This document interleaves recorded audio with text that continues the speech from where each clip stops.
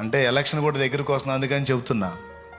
కొంతమందికి పార్టీ అభిమానాలు ఉంటాయి. పార్టీ అభిమానాలు ఇటు పక్కకు వస్తే ఇది, ఇటు పక్కకు వస్తే ఇదని. ఇది పిచ్చి పీక్ స్టేజ్కి వెళ్ళినోడి వ్యవహారం. అది కాదు.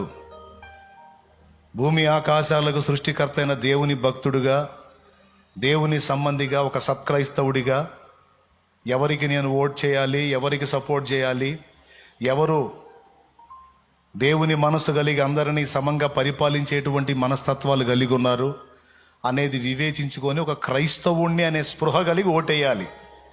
అంతేగాని కులాభిమానంతో, పార్టీ అభిమానంతో ఓట్లేసే రోజులు చెలేగాయ పోయినాయి. చెవులు గలవారు విందురుగాక. ఓట్లు వేసేటప్పుడు గుర్తుపెట్టుకోండి, కులాభిమానాలు, పార్టీ అభిమానాలు తీసి దెబ్బలో కొట్టి ఒక క్రైస్తవుడుగా ఆలోచించి ఈరోజు దుర్మార్గం చేస్తున్నారు, మహా దుర్మార్గం చేస్తున్నారు. క్రైస్తవ్యం అంటేనే ఒక అంటరాని మతంగా, ఒక అంటరాని విశ్వాసంగా, అసలు దీన్ని ప్రచురపరచడానికి ఇక్కడ హక్కే లేదన్నట్టుగా దుర్మార్గపు వ్యవహారాలు చేస్తున్నారు కొంతమంది రాజకీయ నాయకులు. అది దృష్టిలో పెట్టుకొని అభిమానాలను తీసి దెబ్బలో కొట్టి అందరినీ సమదృష్టితో పరిపాలించే నాయకుడు ఎవడున్నాడో వాడిని ఎన్నుకోండి. ఇది గుట్టుగా 4 గోడల మధ్య చెప్పట్ల, పబ్లిక్గా చెప్తున్న, కెమెరా ముందు, లైవ్లో, వీడియో ముందు. జాగ్రత్త. ఇప్పుడు వేసే ఓటు 5 సంవత్సరాల కోటింగ్కి.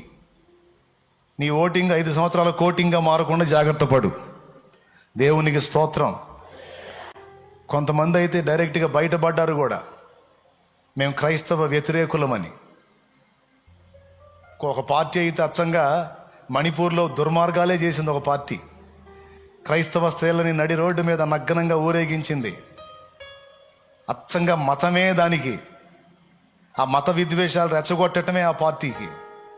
అలాంటి దుర్మార్గపు పార్టీలు మీరు ఎరుగున్నారు. జాగ్రత్త.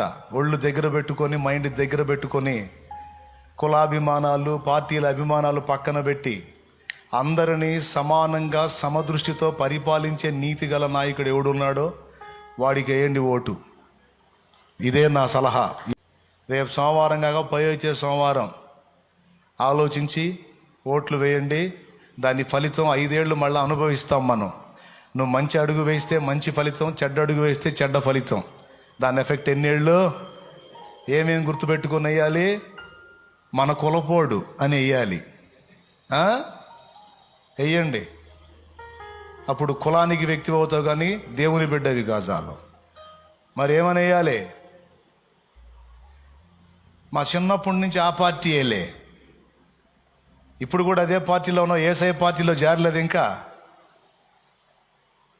నువ్వు దేవుని బిడ్డవి, ఒక క్రైస్తవుడు అని ఎరిగి, క్రైస్తవ్యానికి ఈరోజు జరుగుతున్న దుర్మార్గాలు, అన్యాయాలు, వందలాది చర్చీలు పడగొట్టారు. చాప కింద నీరులాగా చర్చిల్ని కూల్చుకుంటూ వస్తున్నారు. దృష్టిలో పెట్టుకొని ఓట్ చేయండి.